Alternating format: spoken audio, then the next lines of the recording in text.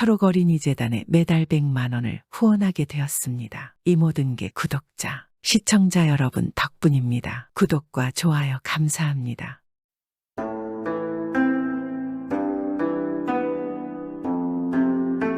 옛날 옛적에 아주 돈이 많은 부자가 살고 있었습니다. 부자에게는 딸이 하나 있었는데 그녀는 너무나 미인인데다가 성품도 아주 곱기 같다를 여인이 없었습니다.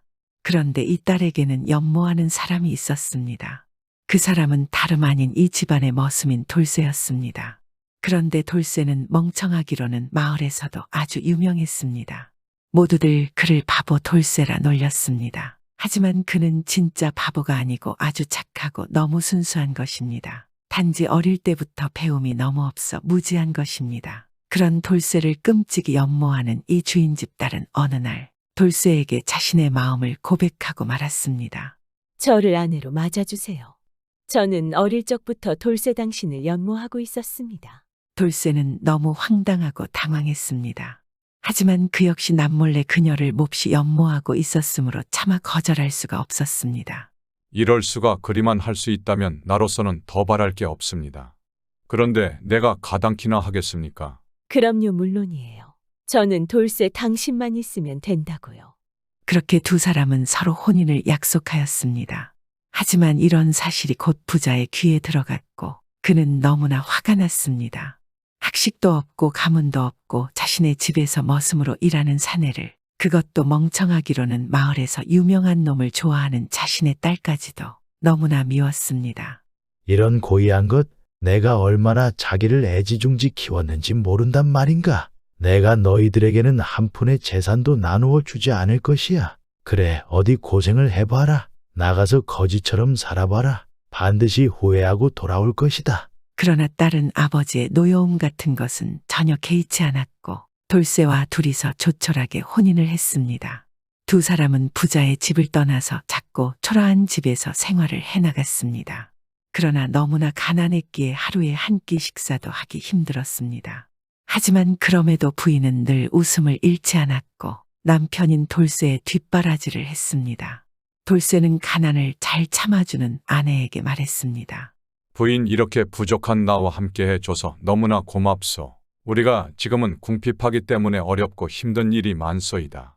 하지만 내가 마음 단단히 먹고 부자가 되면 그동안의 당신의 수고를 모두 보답해 줄 것이오. 금으로 만든 머리띠를 당신에게 꼭 사주겠소. 정말인가요? 기다릴게요. 당신은 분명히 부자가 될 거예요. 그리고 나에게 아주 예쁜 머리띠를 반드시 사줄 거예요.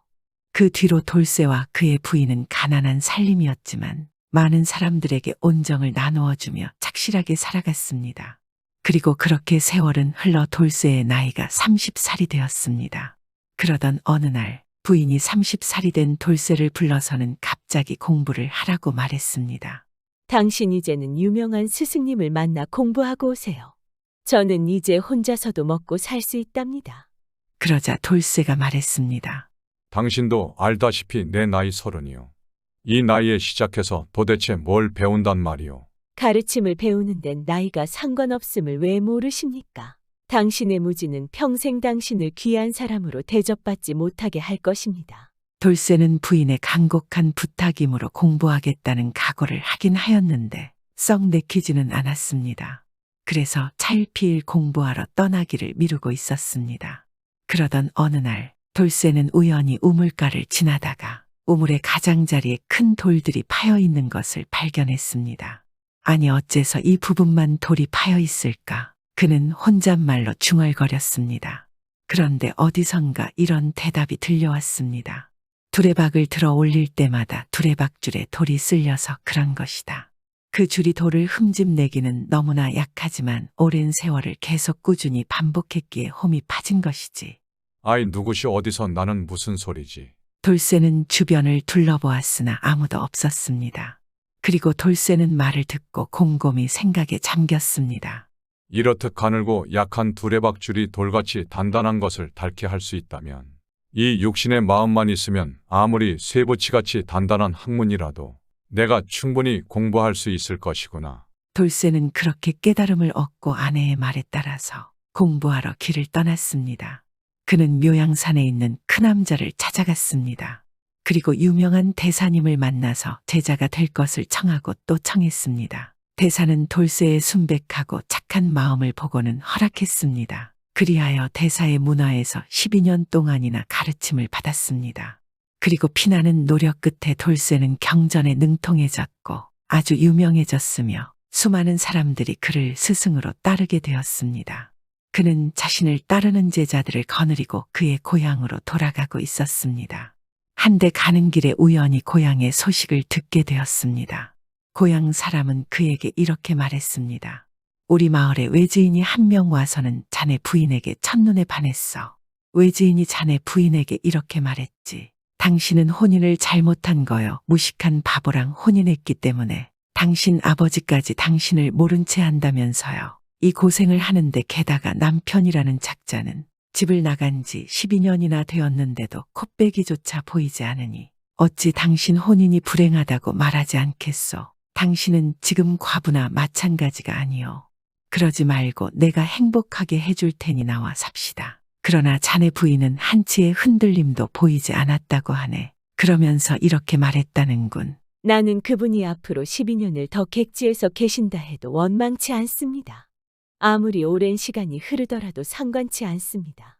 난 그저 그분이 무지를 깨우치고 오시기만을 기다릴 뿐입니다. 자네 아주 좋은 부인을 두었어. 돌쇠는 이야기를 듣고 잠시 고민하다가 큰 결심을 하고 다시 발걸음을 돌려 스승에게 돌아갔습니다. 그리고 12년이나 더 공부를 하였습니다. 12년 후 그가 다시 고향으로 향했을 때에는 그의 뒤는 수백 명이나 되는 제자가 따르고 있었으며 그의 명성은 온 나라에 울려 퍼져 있었습니다. 그렇게 돌쇠는 나라 제일의 스승으로 유명해진 상태였습니다. 그런 돌쇠가 수많은 제자를 이끌고 마을로 오고 있다는 소식을 들은 돌쇠의 고향 선비며 양반들은 돌쇠와 수많은 제자들을 환영하기 위해서 마을 사람들을 데리고 마을 입구로 나왔습니다. 그들은 아무도 돌쇠를 알아보지 못했으며 더구나 대스승이 무식한 바보 돌쇠라는 것이라고는 상상조차 하지 못했습니다. 돌쇠는 오직 아내에게만 살며시 그의 귀향을 알렸습니다. 그녀는 당장이라도 달려가 남편을 맞이하고 싶었지만 자신의 모습을 보고 해질 대로 해진 누더기 옷밖에 없는지라 약간 주저가 되었습니다. 그러나 남편은 자신을 알아주리라 생각하고 남편 돌쇠 앞으로 나아가 땅바닥에 얼굴을 파묻었습니다. 갑자기 남노하게 차려입은 여자가 자기들의 스승을 앞을 가로막자 돌쇠의 제자들은 그녀를 쫓아내려 하였습니다. 그러나 돌쇠는 제자들을 물리며 말했습니다. 이 여인을 그대로 두어라. 이 여인이야말로 나와 그대들을 학문의 가르침으로 인도하여 준 여인이다. 24년 동안이나 수많은 노고를 아끼지 않은 나의 가장 소중한 사람이다. 그제서야 이 부인은 고개를 들어 돌쇠를 바라보았고 두 사람은 부둥켜 안았습니다. 돌쇠는 부인을 자기 대신의 말에 태웠고 자신은 말 앞을 걸어갔습니다. 한편 장인인 부자도 대스승이 고을에 온다는 소문을 듣고 서둘러 맞으러 나갔습니다. 사실 부자는 그간 마음고생이 너무나 심했었습니다. 딸이 고생만 하며 20년을 넘게 살고 있으니 아버지로서는 마음이 괴로웠기 때문입니다. 그래서 대스승을 만나서 자신이 지금이라도 딸과 관계를 회복할 방법을 물을 생각이었습니다. 부자가 마을 앞에 갔을 때는 이미 많은 선비들과 그것을 구경하려는 사람들로 북적대고 있었습니다. 서로서로 대스승을 보려고 안감임을 쓰고 있는 것입니다. 그러자 부자는 사람들을 밀쳐내고 대스승 앞으로 갔습니다. 부자는 눈앞에 대스승이 자신의 사위라는 것도 모르고 그대로 앞에 엎드려 말을 시작했습니다. 나는 딸을 몹시 사랑했기에 아이가 현명한 사람과 결혼하기를 바랬었습니다. 헌데 재산도 없고 무식한 바보 머슴과 혼인을 해서 나는 그런 딸까지 미워졌습니다. 그래서 내가 한 푼의 재산도 나누어 주지 않겠다는 그런 경솔한 맹세를 해버렸지 뭡니까? 그때는 딸이 너무 미웠지만 하지만 지금은 내 딸을 돕고 싶습니다. 내 이제 와서 딸아이를 어떻게 하면 볼 수 있을까요? 어찌하면 되겠습니까? 그 말을 들은 돌쇠가 말했습니다. 만일 사위란 자가 저와 같은 사람이라면 당신은 그래도 딸을 미워하겠습니까? 아니지요. 그자가 당신과 같을 것을 바라지도 않습니다. 그저 글자 한 줄만이라도 읽을 줄 안다면 내 재산의 절반을 줄 것입니다. 돌쇠는 조용히 미소 짓고는 부드럽게 말했습니다. 그 약속을 지키셔야 합니다. 제가 바로 그 바보 멍청이 돌쇠입니다. 당신의 사위란 말씀입니다. 예, 아님 뭐라고요? 당신이 내 사위란 말이요. 왜 그런 장난을 치십니까? 부자는 너무 놀라하며 서둘러 얼굴을 들어 돌쇠의 얼굴을 쳐다보았습니다. 그리고 잠시 후 정말 자신의 사위임을 알아보고 그대로 얼싸안았습니다. 부자는 딸과 사위에게 그간 자신의 모진 행동을 사과하였고 새롭게 맹세한 대로 자신의 재산의 절반을 사위에게 나누어 주었습니다. 부유하게 된 돌쇠는 약속대로 사랑하는 아내에게 금으로 만든 머리띠를 선물하였고 다시 만난 두 사람은 오래오래 행복하게 잘 살았습니다.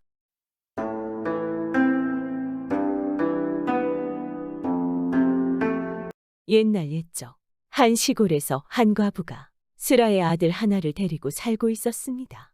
어려서 아버지를 잃은 아들 칠복이는 산에 가서 나무도 하고 들에 나가 밭일도 하였습니다. 그런데 이 마을에는 사납기가 산중호랑이 같은 김대감이 살고 있었습니다. 가난한 집에 태어난 칠복이는 아버지가 살아생전에 김대감네 집에 빚을 태산같이 짊어진 탓으로 빚 대신 김대감네 집에서 머슴살이를 하게 되었습니다. 어린 나이지만 여름이면 밭에 나가 구슬 같은 땀을 흘리며 밭일을 하였고 차디찬 겨울에는 휘몰아치는 눈보라를 헤치며 산에 가서 나무를 해왔습니다. 그런데 가랑이 찢어지는 가난한 집에서 자란 그에게는 남다른 재간이 있었습니다. 그것은 활만 메고 나가면 나는 꿩도 잡아오고 깃을 치는 새도 별로 상하는 데 없이 산채로 잡아왔습니다. 상하지 않게 잡은 새는 그저 들고 들어왔고 다리나 날개를 다친 새는 산에서 이름 모를 약을 발라가지고 들어왔습니다. 그러니 세상의 고운 산새들은 그가 재간 있게 만들어 놓은 새장에 갇히게 되었습니다. 김대감은 차차 거기에 취미를 붙이고 칠복이에게 다른 일은 시키지 않고 고운 새만 잡아들이게 하였습니다. 김대감네 집에는 귀여운 외동딸 꽃분이가 있었는데 아버지가 칠복이를 시켜 고운 새만 잡아다 새장 속에 넣어 기르는 걸 낙으로 삼으니 꽃분이도 보는 것이 그것이라 날마다 새와 동무하며 살았습니다. 처음에는 고운 새들이 날개를 펴고 파득거리는 모양도 보고 고운 소리내어 오는 소리를 들으며 새들에게 정을 붙이더니 차차 그 고운 새들을 잡아가지고 다니는 칠복이를 좋아했습니다. 칠복이가 고운 새를 잡아들고 들어오면 아버지보다 먼저 달려나가서는 그 새를 받아 새장에 넣고 좋아서 칠복이의 손을 잡고 퐁퐁 뛰었습니다.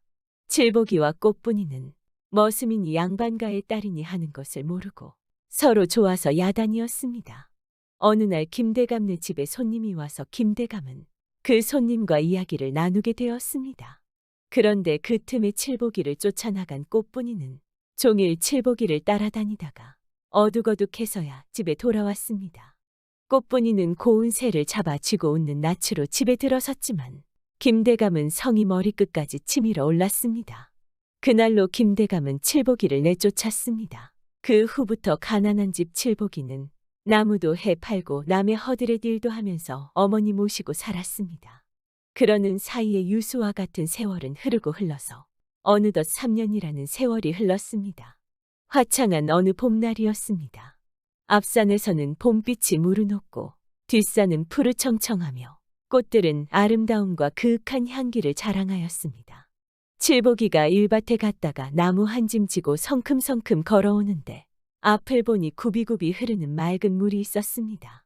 칠복이는 나무찜을 내려놓고 맑은 물에 세수하며 앞을 내다보았습니다. 그런데 그 앞에 다른 아닌 김대감네 외동딸 꽃분이가 있지 않겠습니까? 초생달 같은 고운 눈썹 아래 샛별 같은 눈이 빛을 뿌리는데 천상에서 내려온 선녀처럼 이뻤습니다. 그런데 꽃분이는 다른 데로 가지 않고 칠복이의 앞으로 점점 다가왔습니다. 웃는 듯 반기는 듯 칠복이를 바라보는 그 자태는 꽃본나비요 물찬 제비와도 같았습니다. 칠복이는 꽃분이를 보자 예전 그와 소꿉동무되어 고운 새 잡아가지고 놀던 생각이 나서 저도 모르게 웃으며 입을 열었습니다. 넌 꽃분이가 아니냐? 정말 반갑다. 여기는 무슨 일로 오게 된 거니? 그래, 나 꽃분이야. 너 칠복이 맞지? 그런데 너 어찌하여 우리 집에 놀러 오지 않니? 난 그 고운새만 보면 너 생각나서 못 견디겠는데 너는 내 생각한 적 없었니? 어찌 내 생각을 안 할 수가 있겠니? 하지만 너도 알다시피 너의 아버지가 무서워 갈 수가 없었어. 그럼 우리 아버지 어디 나가시면 와. 이렇게라도 보면 되지 뭐. 이날 냇가에서 꽃분이를 보고 집에 돌아온 후부터 칠복이의 가슴 속에는 사랑의 싹이 움트기 시작하였습니다. 긴긴 밤에 꽃분이가 눈에 삼삼하여 잠 못 이루고 어쩌면 꽃분이가 찾아오는 것만 같아서 손에 일이 잡히지 않았습니다. 하지만 쌀독에 거미줄이 치는 가난한 집 칠복이에게는 꽃분이와 만난다는 것은 꿈만 같은 일이었습니다. 그리운 그 생각은 타오르는 불같이 가슴속에 솟구치는데 가장이 호랑이 같이 무서운 김대감이 눈앞에 아른거려 얼씬조차 하기 어려웠고 밤에 몰래 담장이라도 뛰어넘자니 담장은 높고 높아서 오를 수도 없었습니다. 칠복이는 긴긴 밤마다 잠 못 이루다 마침내 자기 생각을 어머니 앞에 말하기 시작하였습니다. 어머니께 드릴 말씀이 있습니다. 저는 꽃분이한테 장가들렵니다. 아닌 밤중에 홍두깨 내밀듯 아들이 불시에 꿈에도 생각지 못한 말을 꺼내니 어머니는 깜짝 놀라 얼굴까지 새파랗게 질렸습니다. 너 이 자식아, 너 정신 나간 거 아니지? 어쩜 그런 생각을 할 수가 있어? 어머니, 이 자식은 어머니를 속이지 않고 제 속에 있는 말을 말씀드렸을 뿐입니다. 그래, 우리같이 천한 사람이 어찌 그런 대감집 딸과 혼사를 맺는다고 그런 생각까지 감히 하느냐? 대감은 대인이고 우린즉 소인인데 내가 하늘이 정한 그런 법도 모르고 그런 말도 안 되는 생각을 하느냐? 아예 오르지 못할 나무는 쳐다도 보지 말 거라. 어머니는 머리를 흔들며 아들의 생각을 막 밀어버리려 했지만 칠복이는 자기 생각을 굽히지 않았습니다. 어머니 그런 말씀 마세요. 꽃분이는 대감집 딸이오나 저를 좋아하니 한번 가서 말이나 한번 해주세요. 되고 안 되는 건 청혼이나 해봐야 나중에 후회 없지 않겠습니까? 칠복이는 어머니 보고 가라고 졸랐지만 어머니는 아들이 정신 나간 소리를 한다면서 더는 칠복이의 말을 들어주지 않았습니다. 그러니 칠복이는 땅이 꺼지게 한숨만 풀풀 쉬더니 며칠 지나지 않아 몸져 누워 식음을 전폐하고 말았습니다. 어머니는 슬하에 하나밖에 없는 아들이 식음을 전폐하고 누우니 아들의 곁을 한시도 떠나지 않고 계속 아들을 바라보았습니다. 그래도 칠복이는 밥 한술 뜨지 않고 어머니 보고 자기 소원만 풀어달라고 졸랐습니다. 하지만 어머니는 그런 엄두를 내지 못하였습니다. 며칠이 지나니 칠복이는 유언을 남기듯 어머니의 손을 잡고 더듬거리며 말하였습니다. 어머니, 제 소원 풀어주세요. 어머니가 갔다가 성사하지 못하고 돌아오신데도 아들은 더 이상 원망하지 않겠습니다. 어머니, 아들의 마지막 소원이니 한 번만 들어주시면 안 되겠습니까? 어머니는 기둥같이 믿어오던 남편을 황천에 보내고 난 후로는 그 아들을 보고 이날 이때까지 살아왔는데 이제 아들의 그 소원을 풀어주지 않는다면 슬하에 하나밖에 없는 아들을 살려낼 것 같지 않았습니다. 그래서 어머니는 생사를 내걸었습니다. 그러니 담도 커졌습니다. 가세가 비난하다고 아들 가진 사람이 딸 가진 집에 혼산말까지 가지 못하고 아들이 생사 다투는데 앉아서 아들 죽이고 제살아서는 무엇하려니 생각하니 어디서 나온 힘인지 어머니는 자리를 벌떡 차고 일어났습니다. 어머니는 그 길로 곧바로 김대감네 집으로 찾아갔습니다. 도끼 어린 눈으로 대감네 문전에 들어서는 칠복이의 어머니를 바라보던 김대감은 무슨 영문인지 몰라 물었습니다. 무슨 일로 거지 행세를 해가지고 우리 문전에 마음대로 드나드시는 건가? 네, 대감님한테 찾아 올릴 말씀이 있어 왔습니다. 그래, 무슨 할 말이 있는고? 할 말이 있으면 어서 하게. 네, 올릴 말씀이 다름이 아니라 저의 집아들 칠복이 아시죠? 그 녀석이 꽃분아씨 때문에 식음을 전폐하고 있습니다. 귀한 자식을 살릴까 하여 혼산말을 전하려고 왔습니다. 김대감은 자기 귀를 의심하다가 분명 청혼 온 것이 분명한지라 분이 상투미까지 쳐받쳐 눈에 불을 키우며 펄쩍 뛰었습니다. 이 법도 모르는 거지냐나. 너는 하늘이 얼마나 높고 땅이 얼마나 두터운 줄도 모르느냐. 여봐라, 저년을 당장 잡아서 군장을 안겨 내쫓아라. 김대감이 돼지 멱다는 소리를 지르니 머슴들이 몽둥이질을 하는데 어머니는 꼼짝도 못하고 몰매만 얻어맞아 몸을 겨우 끌며 집에 돌아왔습니다. 어머니가 겨우 몸을 가누고 휘청거리며 집에 들어선 것을 본 칠복이는 무슨 일이라도 생긴 것 같아서 어머니 보고 대체 어찌 된 일이냐고 물었습니다. 그러니 어머니는 김대감 집에서 있던 이야기를 모두 말하였습니다. 그러자 칠복이는 눈에 불을 번쩍 키우며 자리를 차고 일어났습니다. 날벼락이나 처맞을 놈, 딸을 주지 않겠으면 그만 둘 것이지. 사람을 때리다니? 그래 가세가 비난하다고 청혼도 못하고 서로 마음이 오가는데 시집 장가도 못 가게 하다니. 어디 두고 보자. 누가 이기나? 칠복이는 어머니 보고 자기 생각한 바를 말하며 주먹을 쥐었습니다. 이때 김대감의 딸도 주먹을 쥐고 호랑이보다 더 무섭다는 아버지인 김대감 앞에 찾아갔습니다. 아버지, 왜 그렇게 무리한 행동을 하신 건가요? 자고로 아들 가진 사람이 딸 가진 집에 청혼하게 되었는데 아버지는 어이하여 청혼하러 온 사람을 때려서 쫓아낼 수가 있으세요? 당치 않은 소리 그만하지 못하겠냐? 그래, 부자 대인인 집에 빈자소이니 청혼하러 다닐 수 있다더냐? 잠자코 가만히 있거라. 저는 아버님이 어찌하든 칠복이를 섬기려 하니 그리 아세요. 저는 칠복이 아닌 다른 사람은 생각해 본 적이 없습니다. 김대감은 대노하여 펄펄 뛰었습니다. 그는 그렇게 금이야 오기야 하며 기르던 딸이 자신의 말을 거역하니 성난 호랑이가 되어 딸을 나오지 못하게 방 안에 가두었습니다. 이튿날이었습니다. 상투미까지 치바쳤던 김대감의 성이 아직 채 삭기도 전에 칠복이가 내일 밤 꽃분이를 데려간다는 소문이 점차 온 마을에 퍼지기 시작하였습니다. 김대감은 생각 끝에 힘골이나 쓰는 하인들을 내세워 칠복이네 모자를 당장 잡아오라고 불호령을 내렸습니다. 그런데 칠복이 모자는 하늘에 솟아올랐는지 땅에 잦아들었는지 그림자도 찾을 길이 없었습니다. 일이 이렇게 되니 김대감은 힘골이나 쓰는 하인들을 불러 담장 주위에 여기저기 세워놓고 대문에는 단단한 문지기를 불러 세우고 꽃분이의 방 앞에는 팔다리에 힘이 불끈불끈 솟는 힘장수들을 세워놓고는 개미 한 마리 얼씬하지 못하게 하였습니다. 그래도 김대감은 마음이 놓이지 않아 눈에 불을 켜고 뜨락을 오다가다 하고 담장 밑에 나가 보기도 하면서 파수를 제대로 보지 못하는 녀석들이 있는가 살피다가도 조금이라도 눈을 다른데 파는 녀석들이 있으면 볼이 삐뚤어지도록 때리기도 하고 돼지 멱다는 소리를 지르며 눈을 풀하렸습니다. 그런데 긴긴 밤을 눈 한 번 붙이지 못하고 지새웠지만 칠복이는커녕 그림자도 보이지 않았습니다. 하룻밤을 꼬박 지새운 파수꾼들은 동산에 붉은 해가 불끈 솟아오르자 병아리처럼 꾸벅거리고 졸기 시작하였습니다. 그러니 김대감은 또 펄펄 뛰며 야단이었습니다. 이렇게 되니 파수꾼들은 또 정신을 바짝 차리고 살피기 시작하였습니다. 이렇게 하여 이튿날도 무사히 지냈습니다.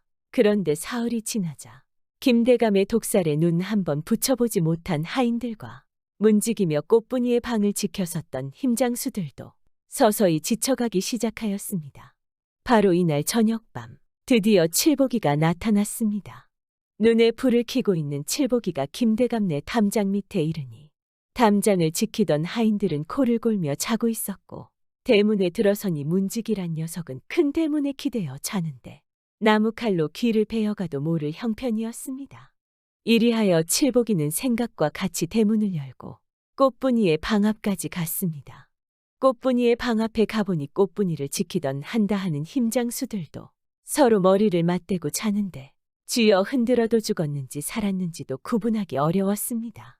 칠복이는 지체 없이 머리를 맞대고 자는 녀석들의 상투를 풀어서 서로서로 옥매어 놓고는 꽃분이의 방에 뛰어들었습니다.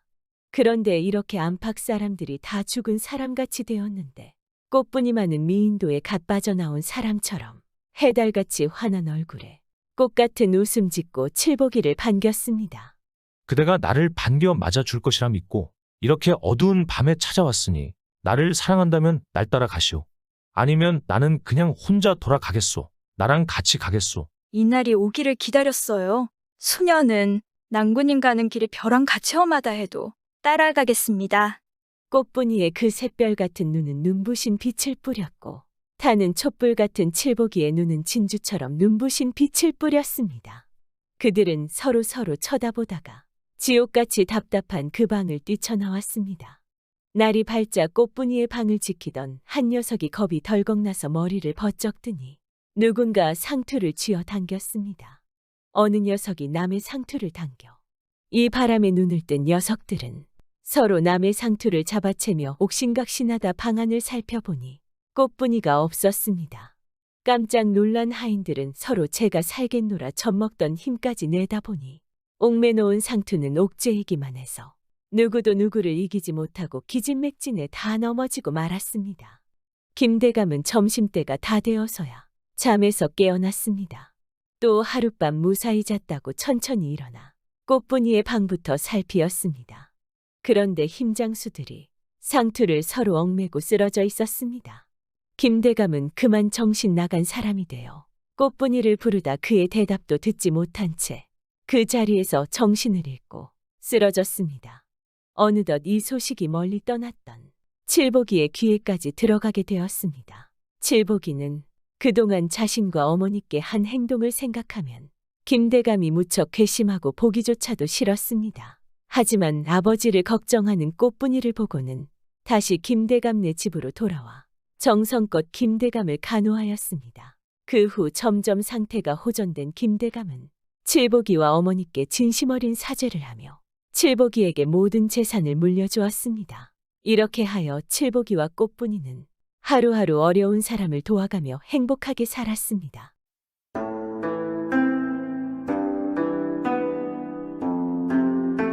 예전에 시골에서 돈량이나 가진 사람들이 돈으로 벼슬자리 사는 일이 흔치 않겠습니까?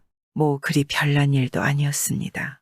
돈으로 벼슬 사는 일이 어디 떳떳한 일이랴마는 위에서 파는 자가 있으니 사는 사람도 있지 않겠습니까? 뭐 요즘에도 그런 일이 있는가 몰라도 조선말 나락골이 뒤죽박죽일 때 이야기니 헤아려가며 들어주시면 감사하겠습니다. 옛날 옛적에 일만 죽어라 하는 머슴이 있었습니다. 어릴 적부터 맵기 굽는 것은 일상이고 장가 들어서도 식솔들도 제대로 부양하지 못했습니다. 그러니 얼마나 돈에 애착이 가겠습니까?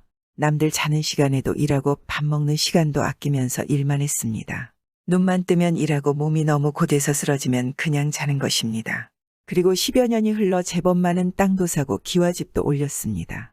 더 이상 일 안 해도 먹고 살기가 충분한 것입니다. 그런데 이 머슴이 돈을 벌어보니까 마음이 바뀌는 것입니다.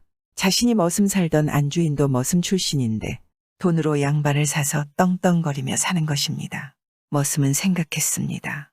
이제 돈보다는 관직 하나 얻어서 편하게 살아보자는 것입니다. 소문에 의하면 정승의 늙은 어머니가 아들을 등에 업고 매관매직한다는 풍문이 도는 것입니다. 돈만 있으면 벼슬을 얻을 수 있다는 이야기 아니겠습니까? 이 머슴이 벼슬 한 자리 얻어보겠다고 땅 섬직이나 팔아서 돈을 한 바리 싣고 서울에 갔습니다.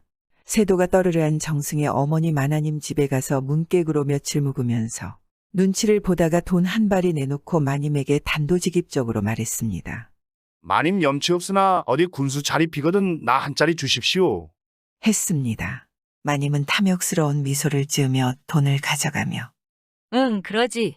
걱정하지 말게 우리 아들이 알아보면 금세 자리가 날 걸세. 조금만 기다려보시게. 하는데 말만 그러고는 아무리 기다려도 감투 하나 안 씌워주더란 말입니다. 아, 돈이 적어서 그러나 보구나. 벼슬 얻으려면 돈이 많이 들 게야. 통 크게 줘버리자. 하고 이 사람이 아주 가진 땅을 뚝 떼어 팔아서 돈을 두어 바리 싣고 다시 올라갔습니다. 이번에는 어떻게 좀 한 자리 생각해 주십시오. 좀 부족하지만 재정성입니다. 아, 걱정 말게. 곧 소식이 갈 터이니 내려가서 기다려보게나. 이 탐욕스러운 마님이 대답은 시원스럽게 하는데 집에 가서 아무리 기다려도 감감무소식이더라 말입니다. 자기 말고도 벼슬을 사려는 사람이 좀 많지 않겠습니까? 아무리 생각해도 이러다가는 벼슬이고 뭐고 갖다 바친 돈도 날릴 판 아니겠습니까? 에이, 이번에는 아주 톡톡 털어 갖다 줘야겠다. 안 그러면 다른 놈들한테 벼슬 자리를 뺏길 판이야. 이번에는 확실하게 약조를 받아야겠어. 고을 군수만 되면 그깟 돈이 문제가 되겠어. 하고 이 사람이 가진 땅을 톡톡 털어다 팔아서 돈을 바리바리 싣고 올라갔습니다. 마님 이러다 늙어 죽겠습니다. 죽기 전에 감투 한번 쓰게 해주십시오. 이게 제가 가진 전 재산입니다. 이 미천한 놈의 청을 꼭 들어주십시오. 지난번엔 어찌 마음대로 안 됐지만은 이번엔 꼭 될 걸세. 걱정 말고 내려가 있어. 우리 아들이 요즘 바빠서 신경을 못 썼네. 내일부터 당장 알아보라고 시킬 터이니 안심하게. 그런데 이번에도 꿩 구워 먹은 자리인 것입니다. 아무리 기다려도 뭐 기망이 있나. 한두어 해 기다리다 보니 부하가 슬금슬금 치밀어 오른단 말입니다. 갖다 바치는 돈은 두꺼비 파리채듯이 덥석덥석 받아먹어 놓고 시골뜨기 머슴 출신이라고 괄시를 하는구나 싶거든 말입니다. 마님이고 모식이고 제가 그렇게 나올 바에는 나도 생각이 있지 이렇게 생각했습니다. 이 사람이 제 집에서 난 박 중에서 제일 큰 놈을 골라 커다랗게 뒤웅박을 하나 팠습니다. 그놈의 뒤웅박을 가지고 뒷산에 올라가 땅벌집을 찾았습니다. 땅벌 구멍에다 뒤웅박 아가리를 대고 한바탕 들쑤시니까 성난 땅벌들이 윙윙 나와서 뒤웅박 안으로 하나 가득 들어가겠지 않겠습니까? 아가리를 꼭 틀어막아 가지고 집에 와서 비단보에다 싸고 또 쌌습니다. 이것을 짊어지고 서울 탐욕스러운 마님네 집에 갔단 말입니다. 마님이 보니 벼슬자리 달라고 해마다 돈을 바리바리 싣고 오던 사람이 한두어 해 소식이 없더니 또 못을 싸 짊어지고 오니까 참 반갑지 않겠습니까? 아, 그냥 오지 뭘 그렇게 짊어지고 와. 빈손으로 와도 아주 반가운데 그런데 그게 뭔가? 뭐 대수로운 건 아닙니다만 시골에 살다 보면 가끔 귀한 약이 생기지요. 이건 참 희귀한 보약이 되나서 가릴 것이 많습니다. 밤에 혼자 드시되 반드시 좌우를 물리시고 문단속을 하신 연후에 옷을 다 벗고 드셔야 약효가 낮에 달리 드셔서는 약이 안 됩니다. 마님이 그 소리를 듣더니 손뼉을 치며 희낙낙하는 것입니다. 옳거니 가릴 것이 많은 걸 보니 명약 중에 명약이로군. 내 이걸 먹고 약효를 보면 자네에게 큰 고을 한 자리 바로 주지. 마님이 약효를 보려고 밤에 저울을 물리고 문을 꼭꼭 걸어 잠근 다음 옷을 홀라당 벗고 나서 비단보를 끌어보았단 말입니다. 그러니 큼지막한 뒤웅박이 하나 들어있거든 말입니다. 이 안에 약이 들어있겠구나 하고 마개를 쑥 잡아 빼니까 모일 낫지 않겠습니까? 말벌이 웽하고 튀어나와서 온몸에 들러붙어 마구 쏘아대니 100일 장사가 있겠습니까? 눈도 못 뜨고 온 방을 구르며 죽는다고 소리를 지르지 않겠습니까? 그 소리를 듣고 마님의 아들 정승이 자다가 놀라 나와서 어머님 왜 그러십니까 하고 문을 열려고 문고리를 잡아당기니 잠겨 있거든 말입니다. 안에서는 문을 열고 싶어도 눈을 못 뜨니 열 수가 있겠습니까? 이때 사랑채 문객들 틈에 섞여 있던 시골 사람이 기다린 듯이 나와서 아이쿠 마님이 또 발작을 하셨군. 접대도 이렇게 발작을 하시는 걸 봤는데 이때는 그저 가만히 두는 게 상책입니다. 공연히 외인이 범접을 하면 병세가 더 심해지니 어서 물러들 가시는 게 좋겠소. 하고 사람들을 내쫓고 나서 혼자서 문을 지키다가 새벽녘에 가만히 문을 따고 땅벌을 내보냈습니다. 아침이 되어 정승이 방에 들어가 보니 참가관도 이런 가관이 없는 것입니다. 마님이 온 몸뚱이가 퉁퉁 붓고 배가 된장동만 하게 되어서 누웠는데 얼굴도 팅팅 부어올라 눈도 못 뜨고 말도 못하는 것입니다. 그런데 시골 사람이 들어오니까 자꾸 그 사람을 손가락으로 가리키면서 낑낑거린단 말입니다. 그게 저놈이 날 이 지경으로 만들었다는 뜻이지만 말을 못하니 알아들을 수가 있겠습니까? 그때 시골 사람이 방바닥에 엎드려 눈물을 흘리면서 아이고 마님 고맙습니다요. 어제 발작을 하시기 전에 저더러 내일 날이 새자마자 자네한테 군수 한 자리 줘 보내마 하시더니 병석에서도 그 약속을 잊지 않으셨군요. 하니 모두들 그 말을 믿지 않겠습니까? 마님이 그게 아니라는 뜻으로 자꾸 손가락질을 하며 낑낑대니까 아들이 하는 말이 어머님 알아들었습니다. 저 사람에게 당장 군수 한 자리 줘보낼 터이니 그만 고정하십시오. 하고는 그 자리에서 문서를 만들어주는 것입니다. 그래서 시골 사람은 바라던 군수 벼슬 얻어가지고 내려갔습니다. 그 후 뒷일이 궁금하지 않겠습니까? 마님이 땅벌에 쏘인 거야 한 사흘 지나면 다 낫는 거고 아무리 귀심해도 저먹은 뇌물이 있는데 이제 와서 다시 그 일을 들쑤실 수 있겠습니까? 그나저나 땅벌로 군수 자리 얻었다고 땅벌 군수라 불린 사람도 한통속 아니겠습니까? 몇 달 후 임금님이 이탐욕스러운 마님의 매관매직을 모두 알고 정승아들과 그 가족들을 돌아올 수 없는 섬으로 유배를 보냈습니다. 그리고 벼슬을 돈으로 싼 사람들도 모두 관하로 잡아들여 호되게 문초하며 평생 감옥에 가두었습니다. 물론 땅벌로 벼슬을 얻은 이머슴도 해당하지 않겠습니까? 요즘도 이머슴처럼 자신이 가진 것 외에 욕심을 부리는 사람들이 있습니다. 탐욕스러운 마님 같은 사람들도 큰 죄지만 이런 머슴 같은 사람들도 똑같지 않겠습니까? 주는 사람이 있으니까 받는 사람이 있지 않을까요? 요즘 들리는 소문에도 이런 일들이 종종 일어나고 있습니다. 그런 사람들은 이 이야기처럼 언젠가는 큰 벌을 받지 않을까요? 구독은 공짜입니다.